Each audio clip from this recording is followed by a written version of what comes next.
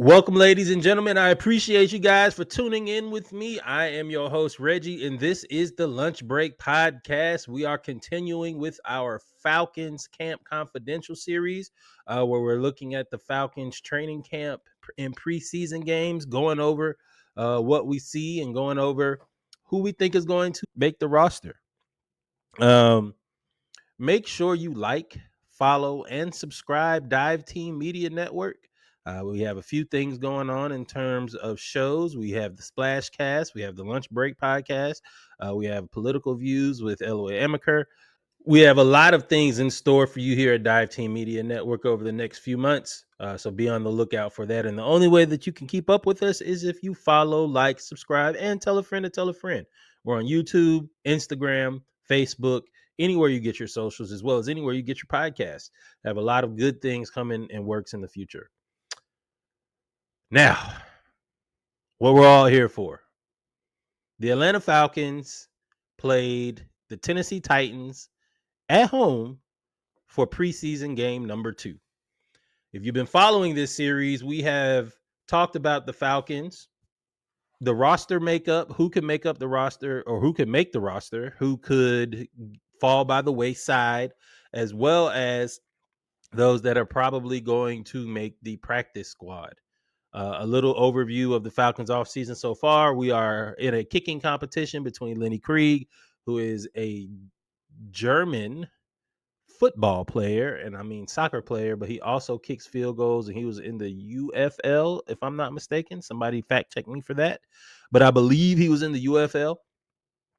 He's going against Younghoe Koo, who is one of the higher paid kickers in the NFL. Really has been really good, Mr. Automatic for us for a while when we first signed him, but he missed 9 field goals last year, and a few that cost us. So of course Krieg has the big leg, and Koo is very, very consistent inside of 50 yards, but Krieg can hit 57, 58, 59 yard field goals. So we've been following that. Of course, the wide receivers. We're trying to figure out who's going to get the last few spots at wide receiver. So we'll talk about that. Offensive line, defensive line, and of course the rookies, all 5 of them: Jalen Walker, James Pierce Jr., Billy Bowman, Xavier Watts, and Jack Nelson. So we followed the Falcons all preseason. So go back. I won't go into everything we talked about. Go back and watch the series. We have a lot of good videos where we previewed each. We did a position breakdown of what we're looking for. We did a game 1 breakdown against the Lions as well.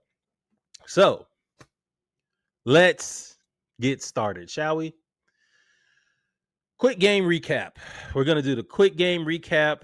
We're going to set up the game in terms of what was going on before, leading up to it, training camp practices, joint practices. We'll talk about the offense.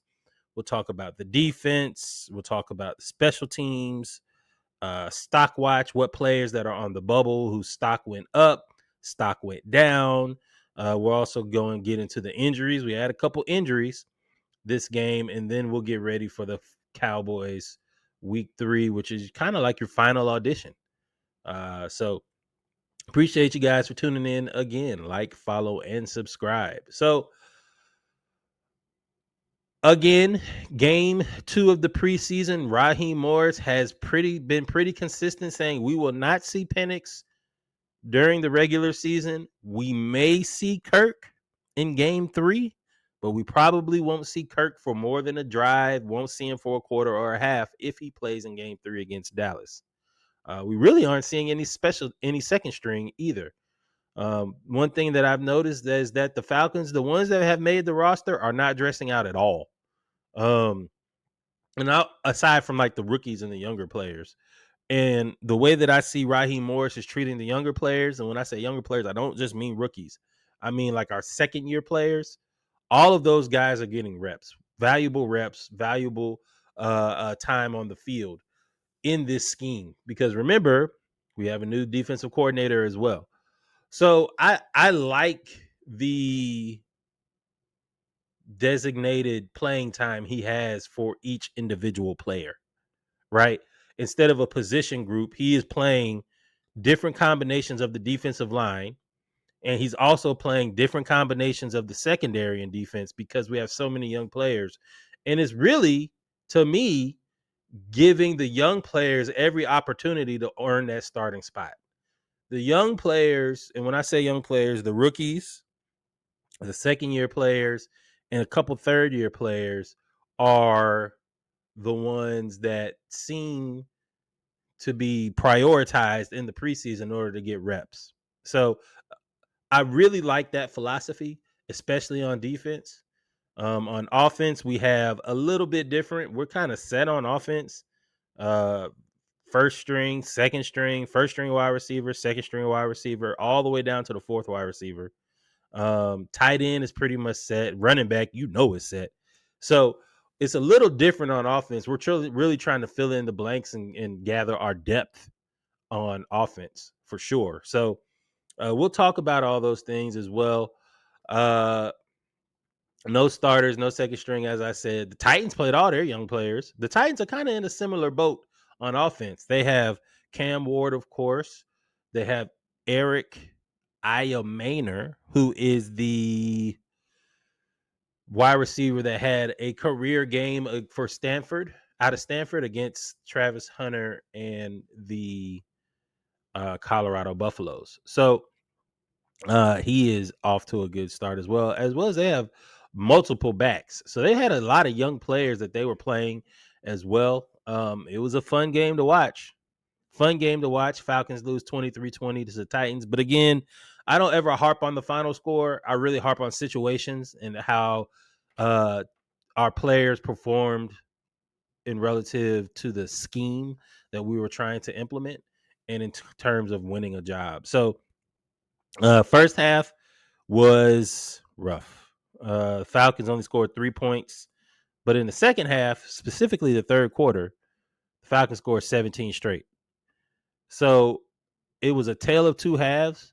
Um, the offense sputtered, the defense played pretty well until you got to that third and fourth string. But again, we were kind of playing second and third string against Tennessee Titans first string on offense for sure. So they had first string offensive line, first string.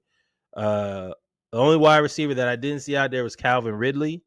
And I didn't see all of their running backs, but like Tony Pollard, but they did have a lot of their rookies out there and a lot of their second year players. So you kind of got to take this performance with a grain of salt and kind of look at it more looking at us and how we performed in situations, us being the Falcons versus how we performed against Tennessee. So it was a fun game to watch. Let's talk about the week leading up to the game. So with this new format, and when I say new, this new format of the preseason, one where you don't make any cuts until after the second preseason game, and there's only 3. So you make 2 rounds of cuts. The first cut comes after the second preseason game. The second cut comes after the third preseason game. You don't see as many starters playing anywhere in the NFL during preseason because players get hurt. So now, if you don't see them playing in the game because they don't want players to get hurt, and there's so many players to evaluate because you can only get 2 cuts. Now, you only get to trim the roster down twice. You have what you call joint practices. So our joint practices in training camp, I'm not gonna say I'm not on the Falcons team or part of the Atlanta Falcons yet. Shout out to everybody who says I'm pretty good at this. I appreciate it. But the joint practices have now turned into the preseason games because that's the only place that you're going to get 1v1, our first string versus their second string offense and defense, 1v2 and 2v1 in terms of offense defense as well. Special teams too. So normally the joint practices are really the games for us, for our teams anyway. I say all that to say I know you guys saw Michael Penix Jr. and the Falcons really get into it, have a big scrum with the Tennessee Titans. We had 2 days of joint practices, and then we had the game on Friday. So we had joint practice on Monday. No, we had joint practice Tuesday, joint practice Wednesday, regular practice Thursday, game on Friday. So the first day of joint practice, Falcons whooped Tennessee's ass. When I say whooped them, the Tennessee podcast fans, the fans from Tennessee that actually host podcasts, and all the beat writers said the Falcons just absolutely demolished the Titans in the first day of joint practice. The Titans looked sluggish, they looked slow, and the Falcons were crisp, picking them apart. Not only was it Michael Penix Jr., but it was also Kirk Cousins and Easton Stick. Everything was raving. Everybody was raving about the Atlanta Falcons. One thing I know about football players is if you challenge them and you talk about them, they're going to come out with a vengeance. Day 2 was a little bit different. Tennessee came out with a chip on their shoulder. Calvin Ridley and A.J. Terrell were going at it. A.J. Terrell got the best of Calvin Ridley in day 1. Day 2, Calvin Ridley got the best of A.J. Terrell. And, of course, there was a little gamesmanship between Calvin Ridley and the Atlanta Falcons fans, because he used to be a player here. And he really was the heir apparent to Julio Jones before he got in trouble with all of the gambling and all of that stuff.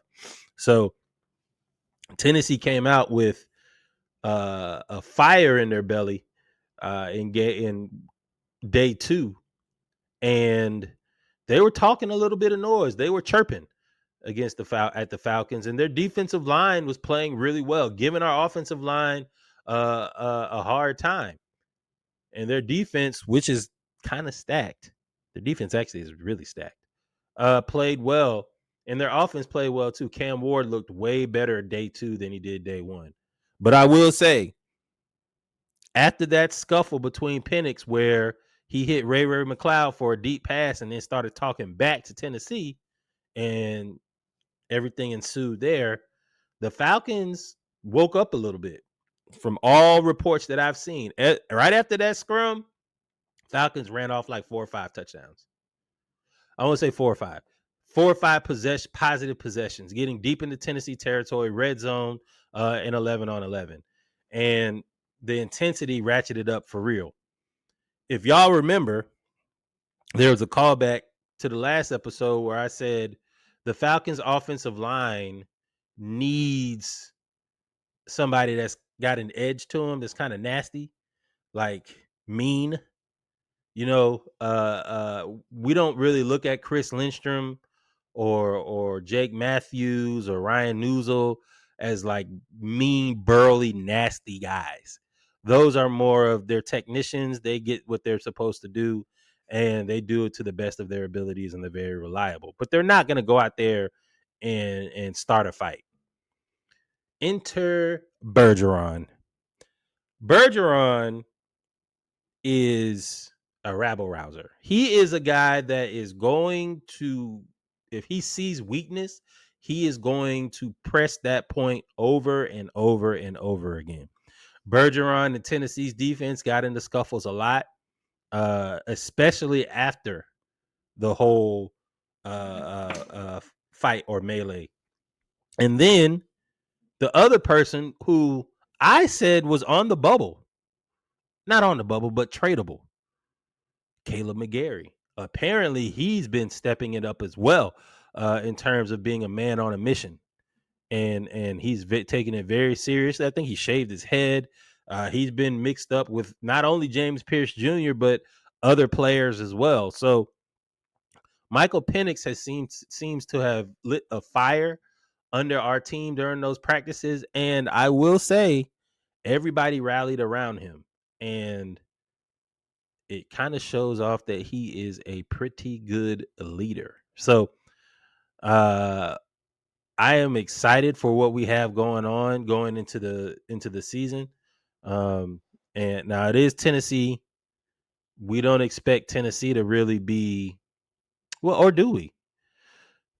Cam Ward, Cam Ward is a rookie, so you don't expect him to be but so good. But Tennessee, everything around Cam Ward really isn't that bad aside from receiver. But they have Calvin Ridley now as well. And Eric Ayamainer looks really, really good. So let's get back to these Falcons. Let's get back to the game. We talked about the lead up. It was very, very intense, and we knew there was going to be a very intense game because everybody is now fighting for their jobs, and it's cut week. So let's start off with the offense. I said before that the Falcons only scored 3 points in the first half, right? I got my notes right here. So if you see my eyes wander over here, it's because all my notes are on this side of the screen for me. In the first quarter, the offense in the first half, the offense looked absolutely atrocious. We went down into half, down 13-3. Easton Stick, who was so good last week, he was really a highlight for us last week, had a awful first half. So awful that they played him into the third quarter. Easton Stick was in the first. Easton Stick ended up 19 of 32 for 173 yards. Let me tell you, he had 120 yards in the second quarter. I mean, in the second half. He only had like 50 yards passing or something like that in the first half. And one of the completions that he had was to the other team. He threw a pick six. So our offense didn't do the defense any help, didn't give them any help. Easton Stick was not great. Emory Jones came in the fourth quarter and played pretty well, but he got hurt when he was trying to lead a comeback. And then at that point, I believe we lost 23-20. We had a lot of soul searching to do at halftime. So we came out after half and we reeled off 17 straight points. I think we got the ball 3 times, and Tennessee only got the ball once in the third quarter, maybe twice. So the thing about the Falcons in this game that I noticed from a possession standpoint is we had the ball longer. I think our time of possession was much longer than the actual our time of possession in the first half was a lot more than Tennessee. It evened out in the second half, but that's when, like the fourth string was in. But what I noticed is in the first half, we got the ball, we punted. They got the ball, we punted. I'm sorry, they punted. We got the ball, we threw a pick six. They didn't have the ball but twice in the first quarter. We had the ball 4 times because we kept making mistakes. From an offensive perspective in the first half, the offensive line has just been god awful. The offensive line has been, I don't know how to say it, cuttable. Everybody could be cut. So we're playing the second string offensive line and the third string offensive line. You could probably make a case for this game where the third string offensive line was much better than the second string offensive line. The second string offensive line looks bad. We still could not run the ball. We could not really block them. And we created no movement. So while Easton Stick was bad, not like he had a lot of help. Our running backs, let's look at our running backs outside of Nathan Carter, who had 9 carries for 63 yards with his longest run was 43 yards. And that was the touchdown run. So you take that away, that's 8 carries for 20 yards. You take away that 43-yard touchdown run, you have 24 carries for 72 yards. It's 3 yards a carry. It's not a first down. That is unacceptable. Wilkinson, who was he had so many drive killing penalties.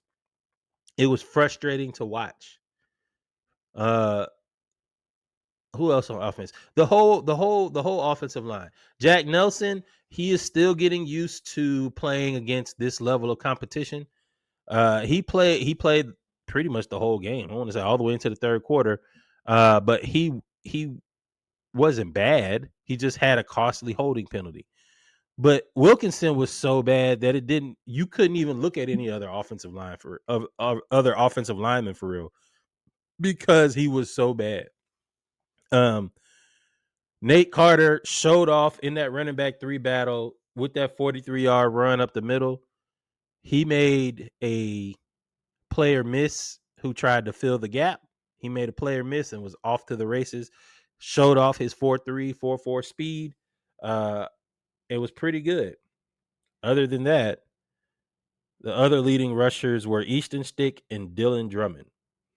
So what that tells me is in this second week, if you just look at the players that played at the very beginning, a lot of the players that I perceive are going to make the team that are on the roster bubble were kind of pulled at that game, pulled in the first half. If you don't believe me, let's talk about the wide receivers. David Sills started off tough, played well. He had 2 catches for 13 yards, but they were like back to back and he was getting open. And then they just decided not to play him anymore. And we saw Nick Nash, Dylan Drummond, and who's the third person? Nick Nash, Dylan Drummond, and Chris Blair pretty much the whole game. Now, I'm assuming that David Sills is not hurt. I have not read anything to where he is hurt. I do have some notes on injuries, but we'll go over that later. But to me, they pulled him after the first quarter. That signifies that he's made the team, some kind of way, shape, or form, or he's in some type of trade. Let's talk about trades too later on. Hendrickson probably going to be out of there. So with him not basically being pulled, it was then Chris Blair, Dylan Drummond, and Nick Nash. And I will say all of those players played well. They all played well. I don't know who you cut, honestly, because you can't have 8 wide receivers. But here's the thing. You already have 4, right? Maybe you can get away with 7. You already have 4. Daryl Hodge, Ray McLeod, Drake London, and Darnell Mooney. Those guys are set. The other 2 or 3 are not. I'm going to make the assumption for this conversation that David Sills has made the team. Because what I've noticed, again, is the players that made the team kind of got pulled out of the game real early. I'll talk about it on defense as well. So we saw Nick Nash, Dylan Drummond, and Chris Blair pretty much play the entire game. And let me tell you, they were all good. Chris Blair got another touchdown catch. And he probably would have had 2 if he wasn't interfered with that the ref missed where the DB grabbed his arm. Easton Stick threw the ball very well to Chris Blair. They have a lot of rapport. Chris Blair had a 52-yard touchdown, 3 catches for 78 yards on 5 targets with 1 touchdown. Chris Blair's big playability is showing off almost every game now. And they've been talking about it in practice. He did it against the Lions, and he's now done it against the Tennessee Titans. It's like I've never seen like a receiver, or I have, but like, when like a possession receiver or any type of receiver gets in a groove and you really just can't stop them. They can run a slant, they can run an out, they can pretty much do whatever they want. That's how he was. Chris Blair was doing whatever he wanted against Tennessee when he was in the game and targeted. Should have been 4 catches for 100 yards and a touchdown at that point. That's probably going to get you onto the team.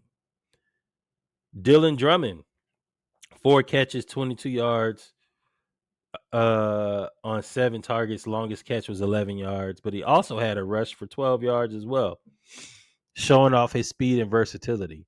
I think Drummond may have, I won't say he fell off because he didn't have a bad game, but when you're looking at a way to separate who's going to make the team and who's not, and it's very thin margin of difference or thin margin of error, Chris Blair is better at making contested catches because he's a bigger body. So I believe Chris Blair overtook Dylan Drummond for that 6th wide receiver spot. Nick Nash had 3 catches for 14 yards. He also had a run for 6 yards. But he didn't seem like he could just get on track. Now, I will say again, offensive line was poor.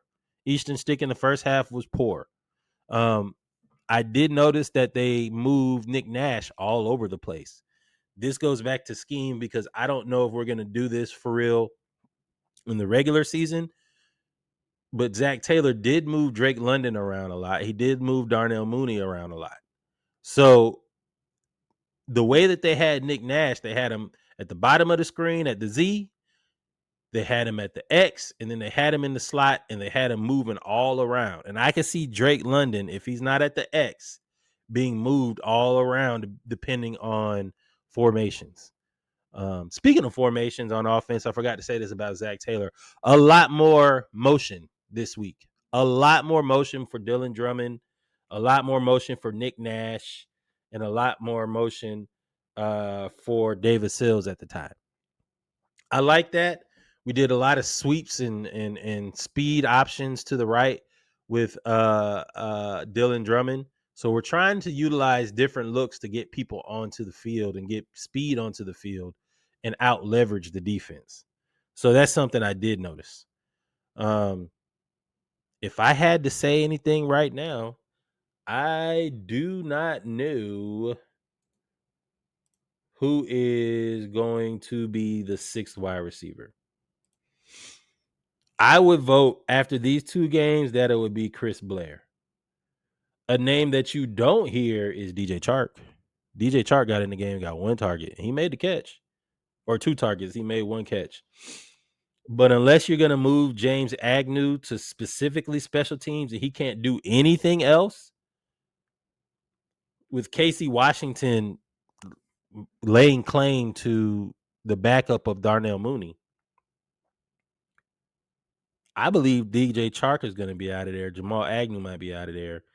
So unless you can keep Nick Nash and Chris Blair and move Agnew to strictly returner, you're probably going to have to put one of them on practice squad and end up losing them.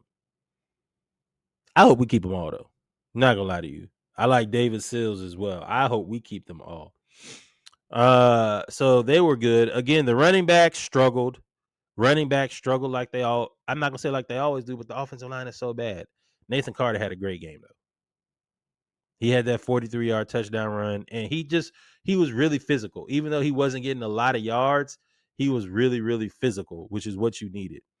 I will say, though, the thing about having smaller backs is when they try to do pass protection, they get mollywopped. So I think it was Nathan Carter, and I think they got somebody else at running back as well. Both of them got mollywopped in pass protection. Number 51 for the Titans, I think his name is Gray. Boy, he was running over our backs. You won't be able to do that against Algier, though. I'm confident that won't happen. So all in all, the offense in the first half was awful. In the second half, though, that's when Chris Blair got his touchdown. We scored 17 straight points. And you can see the explosiveness of the offense and the play calling if we can get the ball rolling and running. We ran that 43-yard touchdown with Nathan Carter. We then got a turnover from TQ, Quinn. I can never say his name. His name is Quitoriano. Tegan Quitoriano got a strip forced fumble and recovery all on the same play on the kickoff that allowed us to then go in and kick a field goal, and then we came back and scored a touchdown again to Chris Blair. So we had a lot of sudden change in the second half. The special teams was playing well. The offense was playing well, and the defense did about as well as you possibly could do. Let's talk about the defense. Talk about the first half. Defensive player of the game, Natrone Brooks. Natrone Brooks played special teams. He was a kickoff returner. He also plays cornerback. He's fighting for a cornerback spot, I believe, right now. Based on the depth chart, we have him third behind Clark Phillips, but Clark Phillips I have not seen all preseason. So Natrone Brooks is there. He also had an interception. Natrone Brooks had an interception. Natrone Brooks had a couple tackles. Let's go to the box score real quick if you don't mind. I can go see how many tackles he had right here. Natrone Brooks had 2 tackles. 1 tackle.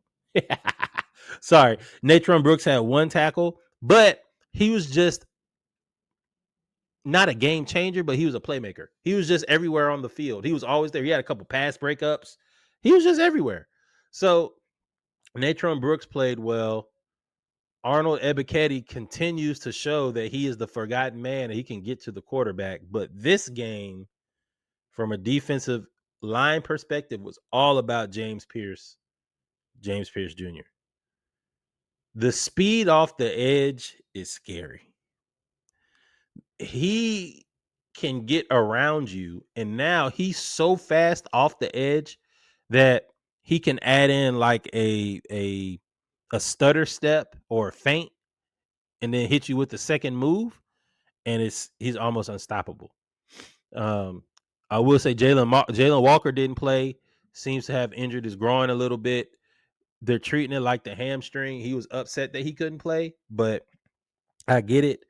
There were some interesting words that came from Ulbrich talking about James Pearce Jr. and Jalen Walker, and saying that James Pearce Jr. is basically going to be an edge and that's it is something that we always knew. He's too good to do anything else. He's not going to be an off-ball linebacker. He's 6'5". So I mean, he is what we think he's going to be. The interesting news, or the interesting confirmation of what I thought they were going to use Jalen Walker for anyway the whole time, was when Ulbrich said we're going to use Jalen Walker as just an edge rusher for now, and then try to use him as an off-ball linebacker or a middle linebacker later on and develop him there.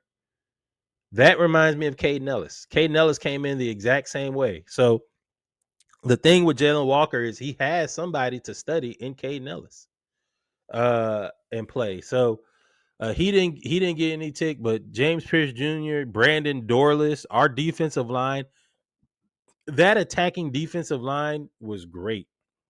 It's fantastic on pass plays.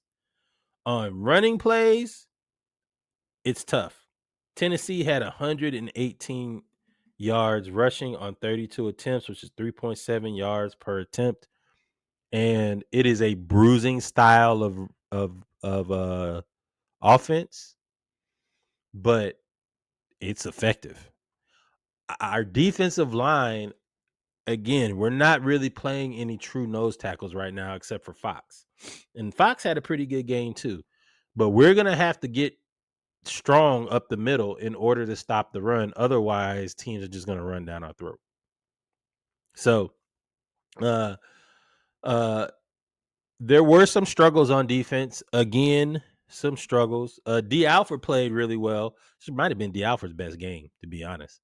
Didn't give up anything deep for real, and played really well. Lamar Jackson continues with the coverage struggles, but he did have 6 solo tackles, which led the team in 8 total tackles. I would not be surprised if they decided to move Lamar Jackson to safety, because he is a really good tackler. He does not miss a lot of tackles. But when it comes to coverage, making him an outside corner has not been the most fruitful, in my opinion. So I would love to see Lamar Jackson try out at safety as well. So the defense was pretty good. And this is what I was talking about when I said players that seem to have made the team didn't really do and didn't really play a lot. Let me go to the last game that the Falcons played. The last game that the Falcons played, they played Detroit. And if I'm not mistaken, hold up real quick while I pull that up. Give me 1 second. So I just want to see the stats of the middle linebackers because I did not see a lot of Josh Woods, number 42.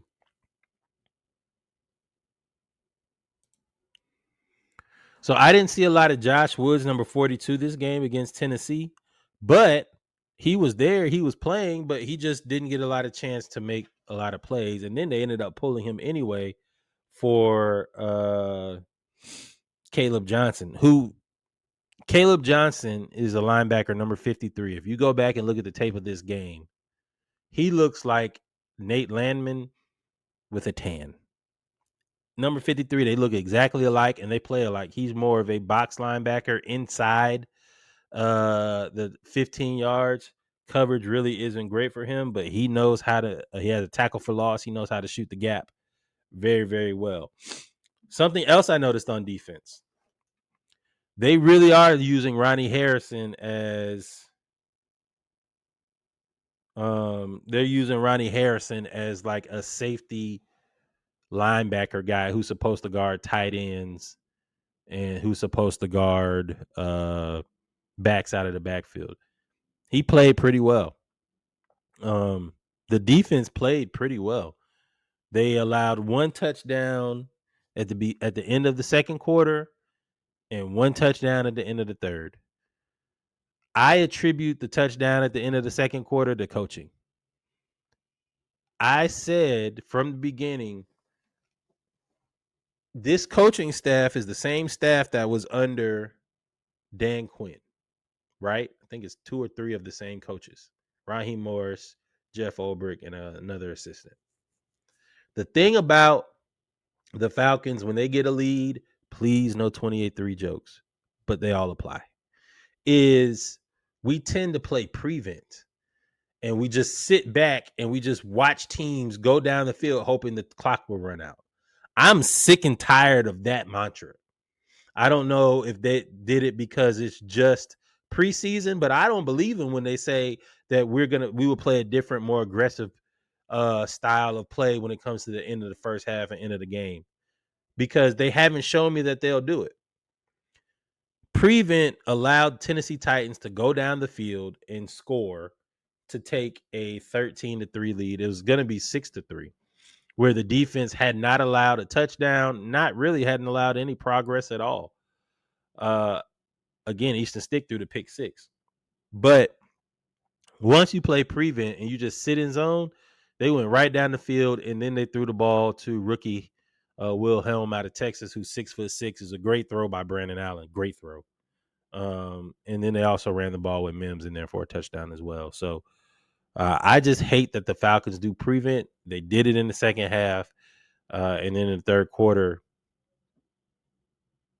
we just kind of lost where we were going on defense. So, but again, I just hate that our defense, that we play prevent, and hopefully we change that philosophy, Ulbrich. And hopefully we change that philosophy, Raheem, to where we can keep our foot on their necks. A couple other players that I liked on defense that played pretty well. Xavier Watts looked better to me. Maybe I was paying attention to him more, but he's never really out of position from what I've noticed. When they even scored in the second half and at the end of the game, end of the first half, I don't think he was in the game on that run at the end of the first half where they found something on the weak side. Whoever is the defensive end or edge rusher, there was D'Angelo Malone was there. James Pearce Jr. was there. Wherever the lighter person was on the line for Tennessee, that's where they attacked, and that's how they scored. But back to Xavier Watts. Xavier Watts played pretty well. He flashed. I saw Billy Bowman out there. Billy Bowman flashes on the screen because he is attacking. He didn't make a lot of plays. I think he had one tackle, but on a screen pass, he ran straight through the blocker, slowed up the pass, and allowed everybody else to rally. He goes 100 miles an hour all the time. So I liked Billy Bowman as well. He played pretty well too. D'Angelo Malone, I would love for them to see you more on the inside linebacker, but you played well. Great to see JD Bertrand out there. He had the cushion over his helmet, something that I think Tua should wear. We've been saying that, but he had the cushion over his helmet, which all but confirms that he had been dealing with concussions. So it was good to see him out there. He struggled a little bit in coverage, but it was his first game. So, but he played well. Somebody that stood out to me that I did not expect on defense was, his name is going to be Josh Thompson. Josh Thompson may end up being our gunner or will end up make the team because of special teams. I think he had 3 straight tackles on special teams. And then the other one was, of course, TQ on offense, where he had the strip fumble recovery on the kickoff return. So our defense played well. I see now what we're going to do with Fox. He is there to just muddy up the middle of the offensive line. The Tennessee Titans offensive line, though, is a massive offensive line. So they're road graders. So that's going to be an interesting way. That's going to be the lesson that we should take away from Tennessee is, how are we going to attack teams with giant offensive lines? Detroit, Philadelphia is another one where you have big offensive lines that can just clear a path, and they like to run the ball. So Brandon Dorlus flashed. I think Dorlus may end up being our other defensive tackle who's going to rotate in. He played defensive end, nose tackle, and defensive tackle. He's very, very versatile. But the person that I know you guys want to talk about, and I'll move on to special teams and injuries and final thoughts here in a little bit. The person that I know you guys want to talk about is Braylon Trice. Braylon Trice got in the game. He's only credited with 1 total tackle, and I think that was a sack. Braylon Trice looks to be the part. Braylon Trice may be the reason that a trade happens where he's involved, or they ship like Ebiketie out. Braylon Trice,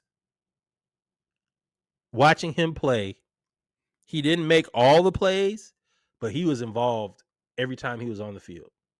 He had a tackle for loss, or he had a tackle. It was at the line of scrimmage, so they didn't call it a loss. He blew up a run play, took on the guard, ran through the tight end, held the edge. He set the edge very well. He is a wild card, but I don't know what type of wild card he's going to be. I don't know if we're going to keep him and allow him to kind of mature and join this pass rush, this stable of young pass rushers that we have, or are we going to use him as trade bait to go get a big name at defensive end? I don't know, but I will say I'm excited for his future. He reminds me of Joe Tryon. Joe Tryon went to Washington, and then he plays for Tampa Bay. He was pretty good. That's who Trice reminds me of. I like how he played. Zach Harrison played well. LaCale London played well. All of the defense, again, played pretty well. The defense really only allowed 17 points, and I attribute 7 of those points to the coaching staff. So they really only allowed 10 points. That's not bad, no matter what string you're talking about. So The defense played well, man. The defense played well. Special teams, Pinion, 55-yard punt, pin Titans deep. He was our offensive juggernaut in the first, second, and fourth quarters where we only scored 3 points. He was the guy. Young Wei Koo, 2 for 2, 39, 42 yards. Plus, he hit all the PATs. Lenny Krieg got a costly kickoff penalty because it didn't land in the safe zone or in the zone in which it's supposed to land when you kick the ball off. If I were him, what I noticed when Lenny Krieg kicks the ball off, if I were him, I just kick it out of the end zone every time. Every time. Now I got to go back and refresh myself on the rules. I don't know if that means that they get the ball at the 40 or the 35 or the 25 or whatever. But he was barely kicking the ball and it was going, to the end zone. So if I were him, I would just kick it out of bounds every time. But other than that, our special teams, like I said before, there are a few players, TQ Quitoriano, and then, of course, Josh Thompson, who played really, really well on special teams for us. So the defense shined. The offense, especially with the newcomers, Braylon Trice was really good. James Pearce Jr. is a beast as well. The offense was terrible except for the third quarter. During the third quarter, switch flipped and we were really, really good. I would say Nathan Carter's stock is up. I think he has a stranglehold on the third running back position on the depth chart. I think that Chris Blair has leapfrogged Nick Nash and Dylan Drummond just because he can make all of the contested catches. Natrone Brooks, he's small, but man, he is everywhere. He had an interception. He had a pass defended where he laid out. Natrone Brooks played really, really well. And he's on special teams. All of these players that I'm naming, aside from Nathan Carter, play special teams. So they were all pretty good. I want to say stock would be up for Emory Jones, but he got hurt. But Emory Jones was running the offense pretty well. Shout out to Zach Taylor for putting in more of the read option with Emory Jones. They had like a package of plays for Emory Jones, which means to me that they really do plan on keeping him until at least the practice squad. He played well until he got hurt. So I think his stock went up. Stock that went down, all the running backs not named Nathan Carter. Dotson and Corbin, they couldn't get anything going, and they don't have the speed to make something happen themselves, and there was just no blocking from the offensive line. There was just no blocking from the offensive line. So unfortunately, they went down. The whole second string offensive line went down because the whole third string offensive line actually played pretty well. Jack Nelson, I don't know if you're going to make the team, bro. 7th round pick out of Wisconsin. You're probably a practice squad guy. You're getting too many penalties. The thing is, I don't know who on the second string offensive line will make the team. Wilkinson is cut. I'm confident that Wilkinson is probably out of there. It's just too many holding penalties. Holding, false start, mental collapses. After Natrone Brooks interception that got the ball to the inside the 20, we ended up going backwards like 10 yards. False start, holding, false start. It turned into 2nd and 25. At that point, you're just playing for a field goal. So then, of course, I said Lamar Jackson's stock went down, but everybody else's stock went up. So if it were me, the players on the bubble that wouldn't make it would be the running backs, Jack Nelson, Lamar Jackson. Another player on the bubble, not because of his play, just because of the depth, is Nick Nash. But Nick Nash looks good. So that's pretty much how I feel about our offense and defense for Tennessee. Special teams, we can't have another first half like that. The Falcons cannot have first halves or cannot have games where we don't score. While I do think our defense is improved, our defense is a play from ahead defense. James Pearce Jr. is the best when he's unleashed to go get the quarterback, right? Jalen Walker and all of our defensive linemen are better when they are unleashed and they don't have to think, which is what Ulbrich said he didn't want to do. He didn't want our guys to think. He just wanted them to go ahead, hike and dictate versus react. Let's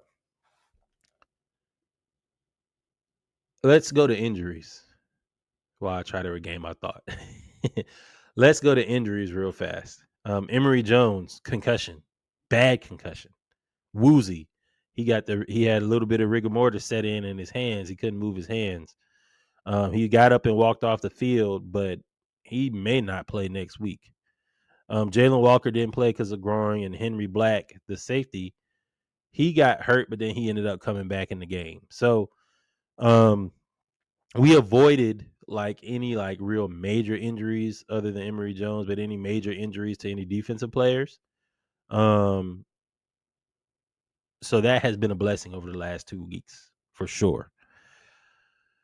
So we talked about the offense and how they looked, how the receivers looked good, the running backs looked but it was the offensive line that was terrible with all the penalties, Wilkinson and Nelson, that gives us a lot of concern, depth chart concern.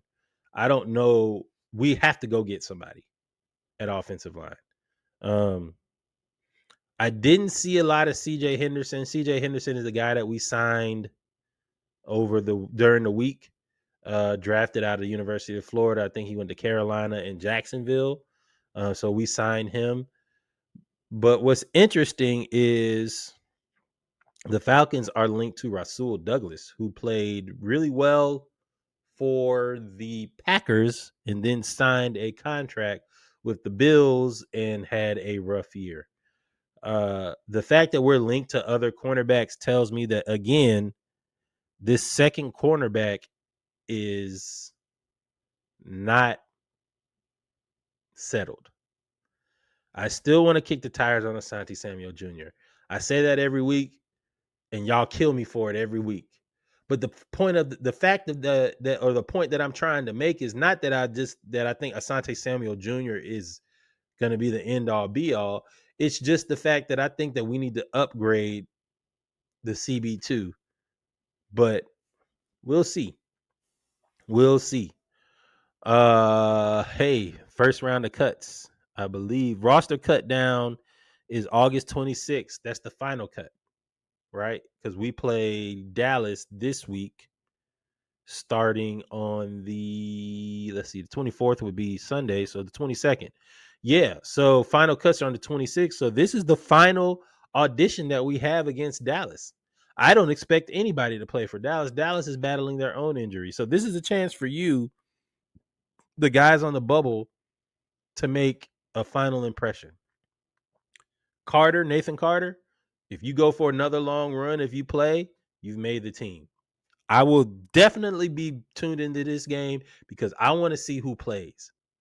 I don't know. I want to see who is going to get the benefit of the doubt for the wide receivers. I want to see what we're going to do at cornerback. I want to see what we're going to do at linebacker. I am interested to see the makeup of this team after this Dallas game. Maybe we keep 7 wide receivers and then we move both quarterbacks to the practice squad. Or we keep 3 quarterbacks and then we move some other players to the practice squad. I don't know. But I will say this game and the way that this game played out, you can kind of tell who's going to make the team and who's not. I don't see DJ Chark making the team. Just don't see it. On defense, all these players is not playing. The Clark Phillips, who was supposed to challenge for the slot, not playing. There's a couple more players that have not really made an impact in the preseason that I thought would make an impact, are not playing. I do not believe the reports that Felipe Franks is our tight end number 3. I don't believe it yet. I really like Josh Simon, even though he'll probably end up being a practice squad player because he's an undrafted free agent. But the way that they play him at the, I don't even know what that is. Is that the Y? It's like an H back. They were playing him like an H back, and they use him as like they use the H back as like a fullback almost. Um, mm, not not saying that he's liked him character wise, but it's like how New England used Aaron Hernandez is how they're using Josh Simon. So this preseason game against against the Cowboys, I'm not sure who makes the team and who doesn't. I need to find the depth chart. Let's see if I can find it real fast. Y'all stay tuned. Y'all stay with me a little bit longer. I really just want to look at our depth chart to figure out who's probably going to make the team and who's not. At running back, Carlos Washington Jr., he's still questionable. He's probably not going to make it now just because he hasn't played. Wide receivers crazy. DJ Chark is not going to make the team. Felipe Franks, they have him penciled in as tight end number 3. They're not playing Charlie Warner, so Charlie Warner's on the team. And then our whole second, Elijah Wilkinson, Javon Gwynn, Kyle Hinton, Brandon Parker, and Storm Norton. Oh, y'all suck. That's our second string offensive line. Now, Josh Gray, Jake Hansen, Brandon Parker, Matthew Cindric is our third team offensive line. Jordan Williams, and they played really well. They played lights out, not lights out, but they played much better than the second string. So I think I don't think Elijah Wilkinson makes the team. If I had to make cuts today, Elijah Wilkinson doesn't make the team. And on defense, also on IR is Tyrone Wheatley Jr., who was supposed to play left tackle or battle for a spot on the roster via left tackle. On defense,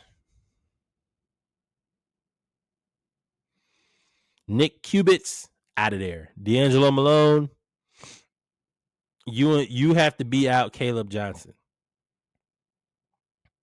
You have to beat out Caleb Johnson. Troy Anderson, I don't think he'll be on the roster. That's just me. He may. Interesting. We didn't see a lot of Khalid Kareem. We saw a lot of LaCale London, and we did not see any TQ Graham, although they said he was nursing an injury. But we saw Simeon Barrow Jr. quite a bit, and he was, I think, the highest rated defensive player for the Falcons in this game. Not a lot of Josh Woods. They let JD Bertrand play. I think that's good for Josh Woods. It's a good indicator. He played a little bit, but didn't play a lot. But he had such a good game last week that I think he's probably going to make the team. Braylon Trice, he's going to be on the team. Kobe Bryant was dealing with an injury, which is tough for an undrafted rookie free agent. He'll probably make the practice squad. All of these safeties, Jordan Fuller, Henry Black, Ronnie Harrison Jr., Josh Thompson. Y'all better play free safety. Special teams. Ronnie Harrison, you better play a linebacker. And that's something that I noticed in Ulbrich. He switches from a 3-4 to a 4-2-5 pretty fluently. I don't think he's going to do it. I think Clark Phillips might be out of here. Mike Ford Jr. can go. Keith Taylor's probably out of here too. Because we're so good at wide receiver, normally where you want to carry something, maybe an extra player at another position, you may have to use that roster spot for the wide receivers. They're all performing and they're all playing too well. Overall, I give this performance a C. A D in the first half, a B in the second half, get you a C. We were only good for one quarter. Everything else was bad. On offense, our defense was good except for the end of the first half, and in situational football, we weren't that great. We have a lot to figure out when it comes to what we're going to do for game 3 against the Cowboys, but we'll be here for the recap. I expect for us to be able to run the ball. I do not expect for us against the Cowboys to have any type of starters playing again, except for maybe the second string quarterback, aka starter Kirk Cousins, because there's a lot of teams that may need a quarterback. I'm just saying, there's a lot of teams that may need a quarterback, and the preseason is proving us correct. So, I don't expect a lot going on. I expect for our offensive line coach to get in our second string line, offensive lines faces and get them in gear. Otherwise, you got to figure out a whole lot of change for our depth. So, again, last auditions against the Cowboys. Falcons lose 23-20 against Tennessee. I'll be here to talk about Falcons going into preseason game 3. Maybe do a preview on Thursday. Never know. But again, until then, make sure you like, follow, subscribe, Dive Team Media. We appreciate you for tuning in. Again, this is the Lunch Break Podcast with Reggie. Make sure you tell a friend, tell a friend, tell a friend. And we'll see you next time. Peace.